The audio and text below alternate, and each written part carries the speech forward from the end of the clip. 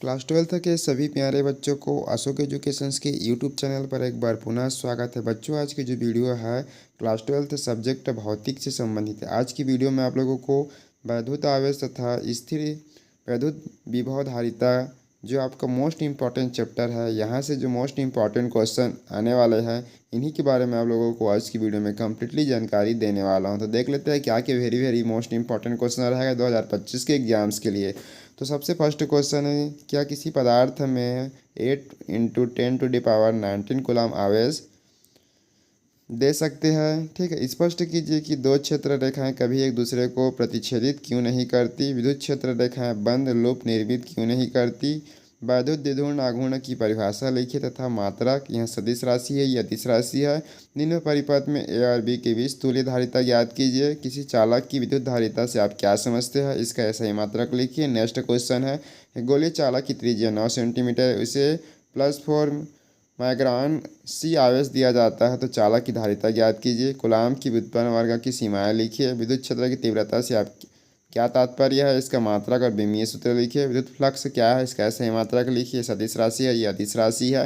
रैखिक आवेश घनत्व, पृष्ठ आवेश घनत्व, ठीक, आयतन आवेश घनत्व क्या है, इसका मात्रक लिखिए। विद्युत क्षेत्र रेखाओं को परिभाषित कीजिए और इसकी गुणधर्म लिखिए। समविभव पृष्ठ से आप क्या समझते हैं, इसका गुणधर्म लिखिए, जो कि वेरी मोस्ट इंपॉर्टेंट क्वेश्चन रहेगा। आगे एक समान विद्युत क्षेत्र में स्थित वैधूर्ण द्विध्रुव पर नेट बल शून्य होता है, क्यों? आवेश का क्वांटीकरण से आप क्या समझते हैं? किसी भौतिक राशि का मात्रक न्यूटन पर कूलाम है, ये सदिश राशि है या अदिश राशि है। विद्युत विभव का ऐसा ही मात्रक और विमीय सूत्र लिखिए। पृथ्वी के विभव को शून्य क्यों माना जाता है। धनात्मक और ऋणात्मक विभव का अर्थ बताइए। एक समान रूप से आवेशित किसी गोलीय चालक के अंदर विद्युत क्षेत्र की तीव्रता और विद्युत विभव का मान क्या होता है या कितना होता है। नेक्स्ट क्वेश्चन है, क्या 1 सेंटीमीटर त्रिज्या का धातु का गोला 1 कूलम आवेश धारण कर सकता है? ठीक है। नेक्स्ट क्वेश्चन है, एक गोलीय चालक की त्रिज्या 9 सेंटीमीटर है, इसे +4 म्यूसी आवेश दिया जाता है, तो चालक की धारिता ज्ञात कीजिए। 3 संधारित्र जिसकी धारिताएं 2pF, 3pF और 4pF है, तो श्रेणी क्रम में जोड़े गए तो संयोजक की तुल्य धारिता ज्ञात कीजिए।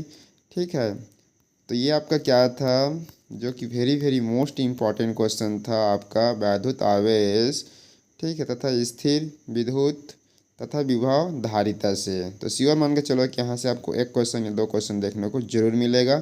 ठीक है, इसके पश्चात देख लेते हैं आपका नेक्स्ट चैप्टर है आपका।